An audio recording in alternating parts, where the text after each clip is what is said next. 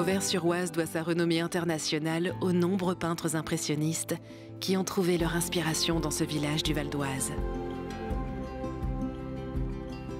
Daubigny, Cézanne, Pissarro et surtout Van Gogh ont immortalisé les sites emblématiques de cette commune francilienne située à 35 km de Paris. Aujourd'hui encore, Auvers-sur-Oise perpétue cet héritage culturel impressionnant, contribuant à faire de ce village de peintres, aux portes du parc naturel du Vexin français, un lieu vibrant de créativité. Dans cet épisode, nous plongerons notamment dans l'histoire des 70 derniers jours de Vincent Van Gogh, qui termine sa vie à l'auberge Ravoux. Pendant ce séjour, le peintre néerlandais crée 74 peintures et plus de 30 dessins. Nous découvrirons également la maison du docteur Gachet et les principaux monuments d'Auvers-sur-Oise, notamment son église, sa mairie et ses pittoresques ruelles. Lors de ce voyage, nous plongerons également dans l'histoire de l'absinthe au sein de son musée dédié. Visitons ensemble Auvers-sur-Oise, l'un des plus beaux villages d'Île-de-France.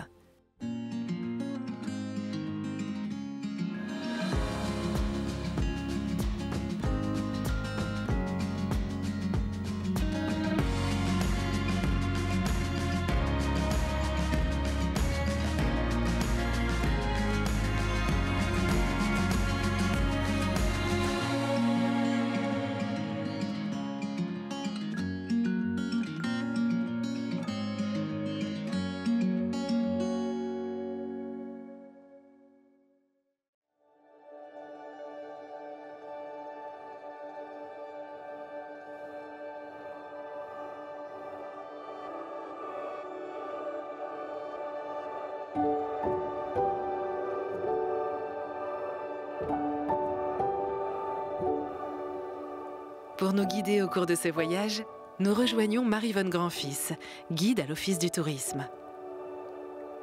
Passionnée par Vincent Van Gogh et son histoire, elle nous donne rendez-vous devant la sculpture du peintre néerlandais, au cœur du parc communal, réalisée par Ossip Zadkine. Cette sculpture que nous avons devant les yeux représente deux hommes dans la même silhouette.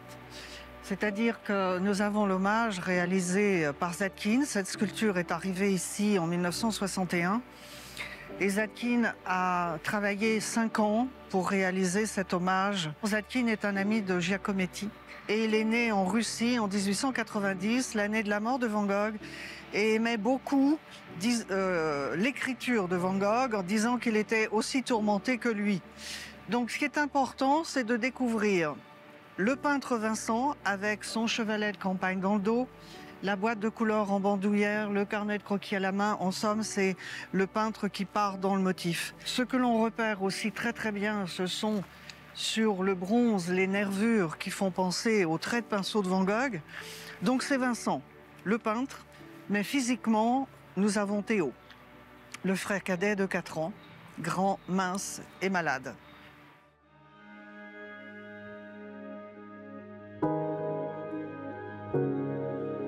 Lorsqu'on parcourt Auvers-sur-Oise, un nom revient souvent, Paul Gachet. Ce médecin est connu pour avoir sympathisé avec de nombreux peintres impressionnistes, notamment Vincent Van Gogh. Pour en savoir plus, nous rencontrons Barbara Elbaz, médiatrice et coordinatrice culturelle de la maison du docteur Gachet. En 1890, c'est Vincent Van Gogh lui-même qui arrive ici. Il a été dans un asile, il a séjourné dans un asile pendant 2 ans dans le sud de la France. Il va mieux au mois de mai 1890, mais son frère Théo Van Gogh a pris contact avec le docteur Gachet parce qu'il est toujours un petit peu inquiet pour ce frère qu'il a toujours beaucoup protégé. Donc Vincent arrive précisément à Auvers-sur-Oise pour rencontrer ce médecin passionné d'art, collectionneur, ami des peintres. Cette maison, ça va surtout devenir une maison unique et un lieu extrêmement important, en particulier pour les artistes, les impressionnistes du coin, qui viennent trouver ici comme un refuge, un point d'ancrage extrêmement convivial, très familial. La famille Gachet est très généreuse. Tous les dimanches, Ils organisent des repas où ils passent simplement. Certains artistes comme Cézanne ou Pissarro passent très régulièrement ici. Guillaumin s'y ajoute. On a vraiment ce quatuor qui se forme avec le docteur Gachet. Donc il y a énormément d'artistes qui sont passés par ici. On a justement une évocation dans cette pièce des artistes qui passent par là. Un autoportrait de Guillaumin, deux natures mortes de Cézanne. Il y a aussi d'autres peintres comme Renoir ou Sisley qui passent par là. Et puis une génération aussi un petit peu plus tôt, quelques années auparavant, comme Daubigny, Léonide Bourges, qui sont sans doute passés par ici.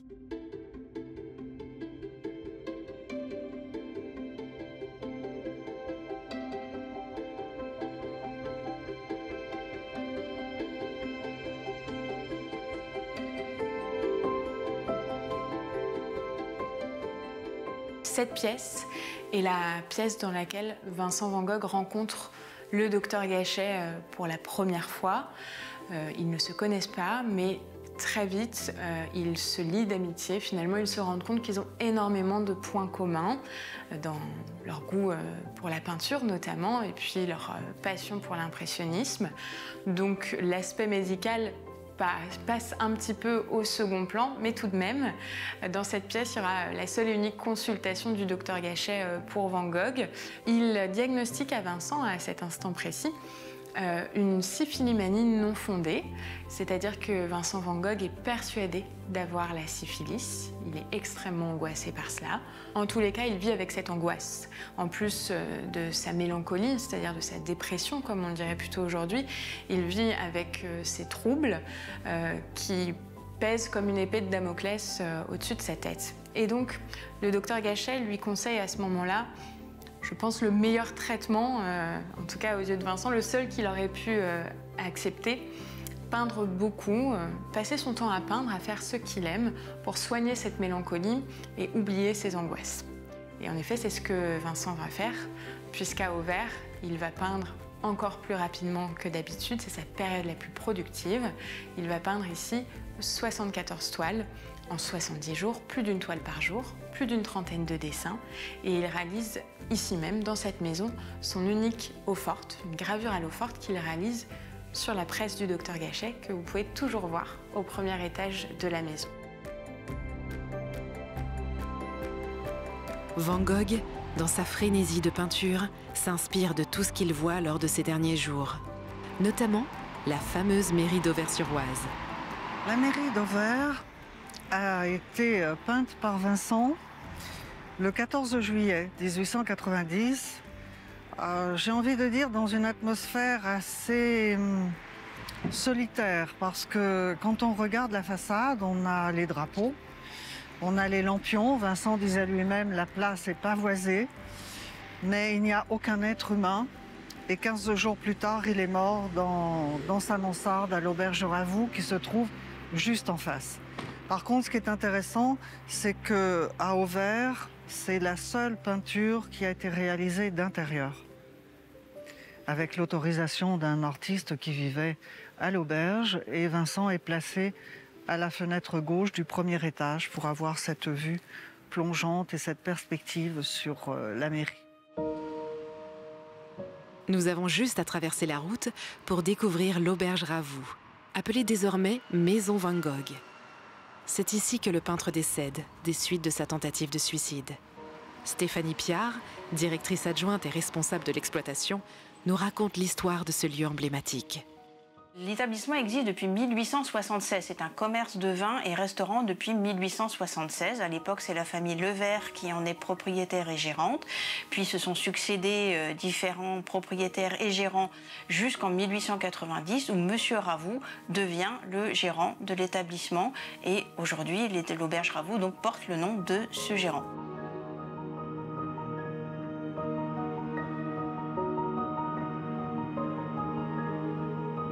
À l'auberge Ravoux, on a coutume de dire qu'on nourrit à la fois le corps et l'esprit, parce que le restaurant est toujours en fonction.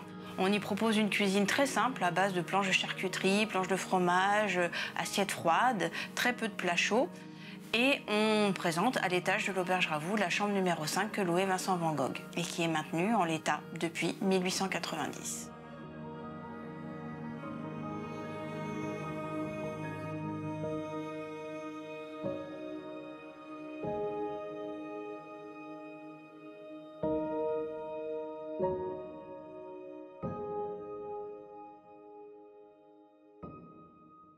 Alors en 1890, quand Van Gogh arrive ici, ça fait déjà une bonne dizaine d'années qu'Auvers-sur-Oise est très connu de la communauté artistique, parce que plusieurs artistes sont déjà venus s'y installer auparavant. Et Vincent Van Gogh avait l'habitude de prendre tous les jours ses repas à la même table, une table un petit peu stratégique, positionnée dans un coin de la salle à manger, mais avec une vue sur l'ensemble des tables.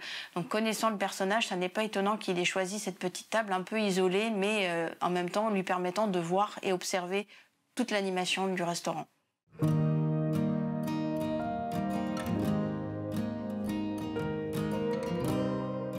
Nous faisons une pause dans notre parcours impressionniste pour découvrir un lieu atypique à Auvers-sur-Oise.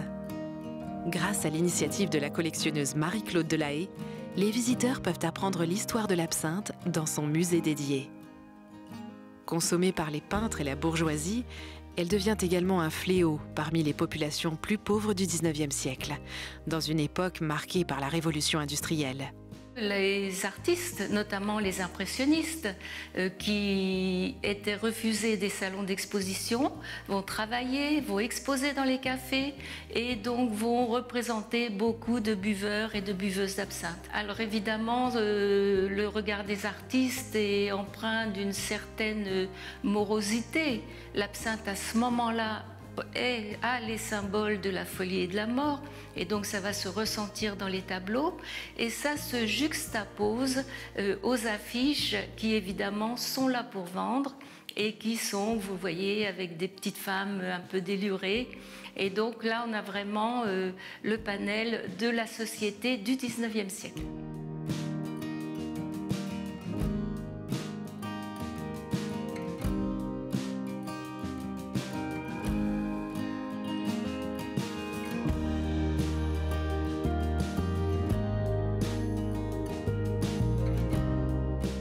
Vous avez là évidemment quelques pots à pharmacie qui vous montrent que l'absinthe est une plante médicinale. Hippocrate, Galien en faisait l'éloge. Donc c'est une plante qui a énormément de vertus, qui est bonne pour la digestion, la circulation du sang, la fièvre, etc. Alors sur le plan botanique, c'est une armoise, d'où le nom latin Artemisia, ce qui la consacre à la déesse Artémis, déesse de la lune et protectrice des femmes. En très haute altitude, vous avez l'Artemisia glacialis. Donc là, on est à 2500-3000 mètres et c'est le génépi. Génépi qui entre quelquefois dans la formule d'absinthe.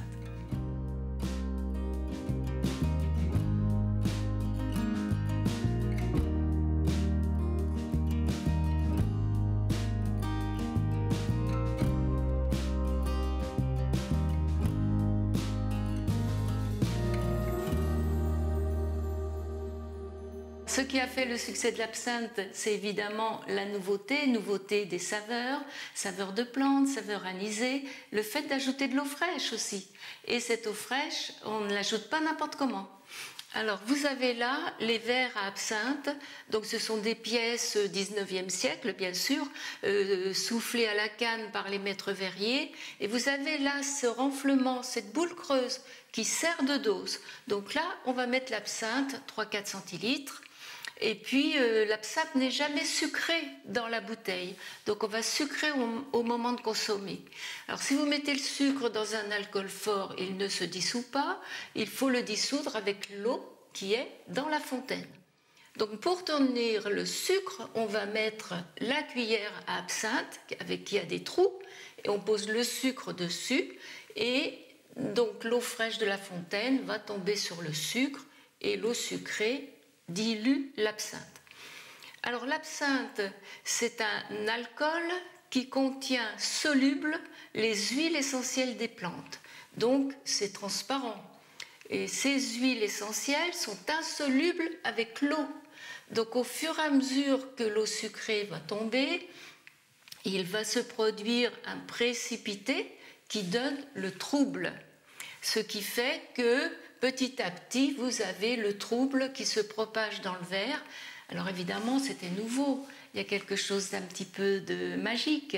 Et donc les poètes ont appelé l'absinthe la fée verte.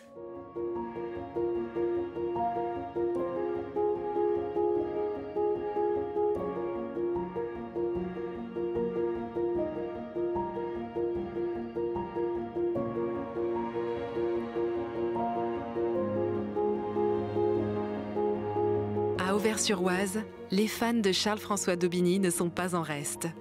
Il est possible de parcourir le musée d'Aubigny, consacré à l'œuvre du peintre.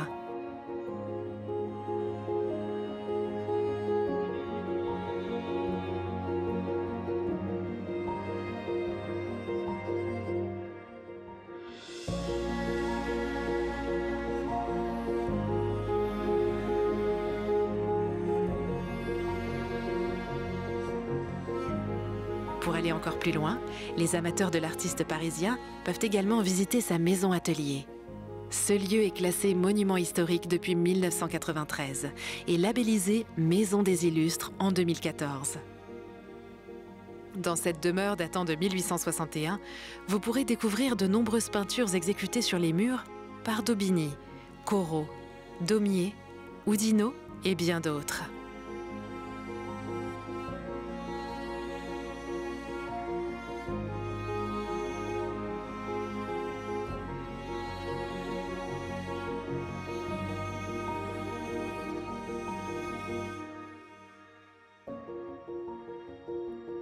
Nous continuons nos pérégrinations dans ce charmant village, empruntant les escaliers, immortalisés par Van Gogh, qui mènent à de pittoresques maisons, ainsi qu'à l'église.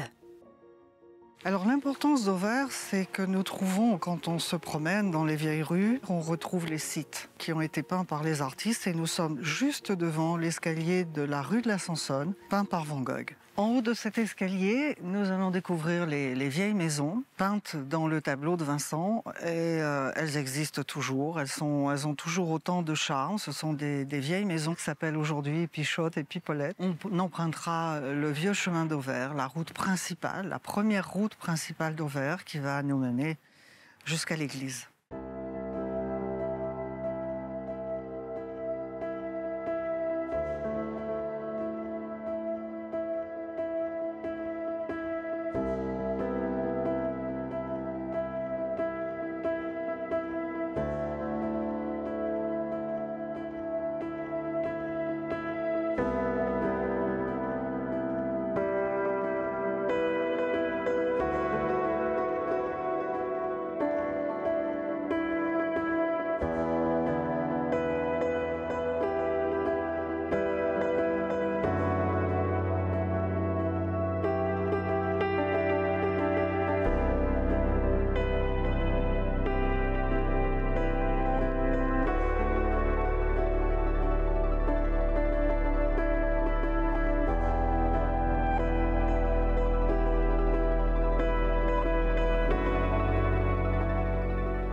Le parcours de Van Gogh se poursuit le long du chemin menant au célèbre chant immortalisé par le peintre dans ses œuvres.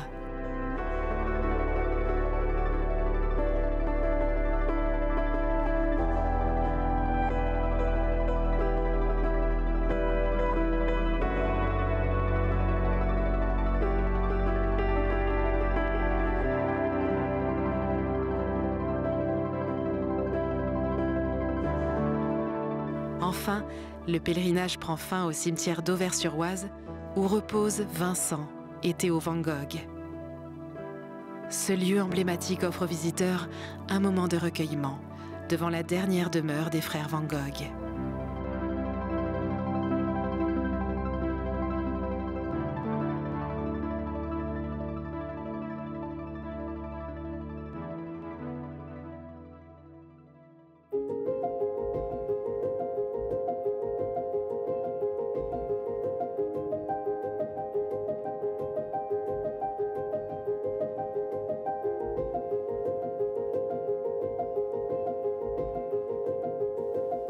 Auvers-sur-Oise accueille également des artistes contemporains, parmi lesquels se distingue Xavier Boggio. Le sculpteur est connu pour ses œuvres non figuratives et totémiques. Dans son showroom, Xavier présente les sculptures de sa série intitulée « Les gens », commencée en 2017, avec l'ambition de réaliser jusqu'à 1000 pièces.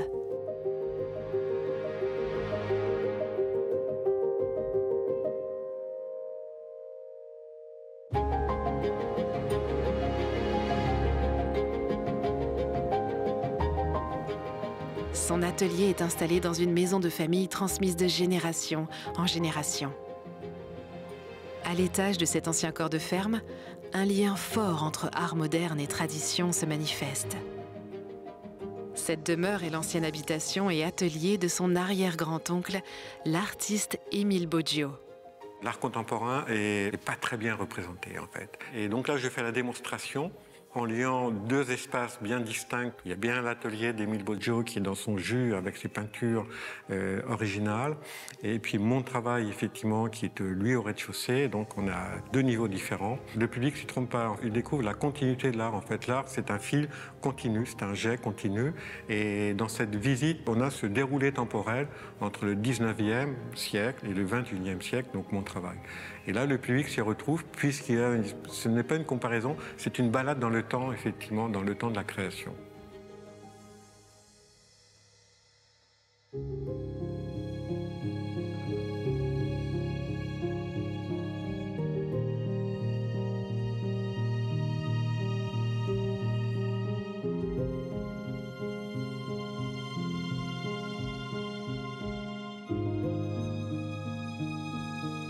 L'atelier d'Émile Boggio est resté en son jus depuis sa mort, depuis donc 1920.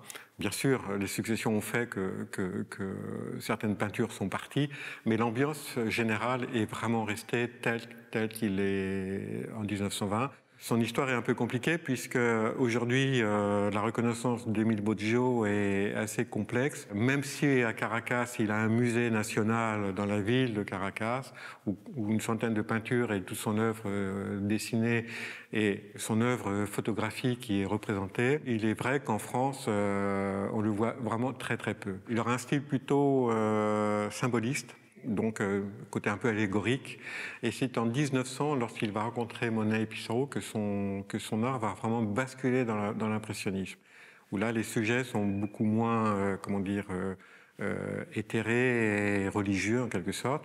Et donc, il va vraiment rentrer dans le monde tel qu'il peut le découvrir, aussi bien en ville, à Paris, ou à la campagne, à Vaux-sur-Seine et ensuite à Auvers-sur-Oise, où là il va faire effectivement toute une série de paysages absolument avec une sensibilité et une lumière tout à fait particulière, très personnelle, des touches très fines, avec une subtilité dans les fonds, dans les côtés brumeux, dans les ciels et mers, tout à fait pertinent.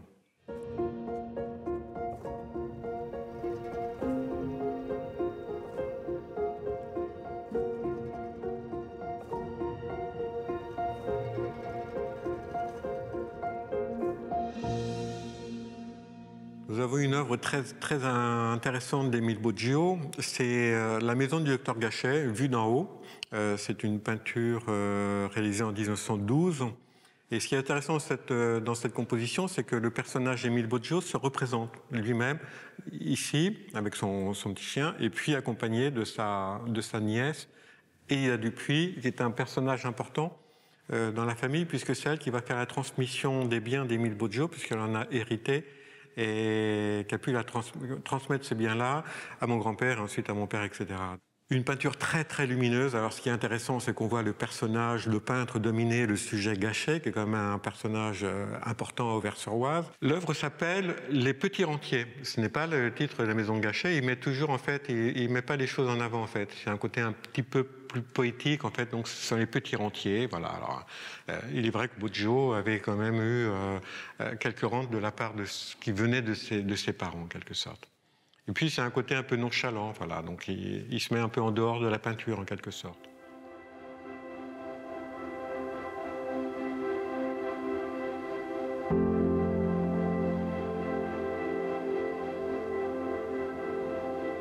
Le château d'Auvers accueille également une exposition intitulée Van Gogh, les derniers voyages, qui se concentre sur les 4 dernières années de la vie du Néerlandais.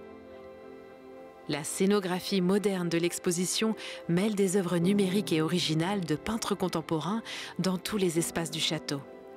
Ce nouveau parcours permet aux visiteurs de découvrir les explorations géographiques et artistiques de Van Gogh en France de 1886 à 1890, notamment sur son séjour à Auvers-sur-Oise.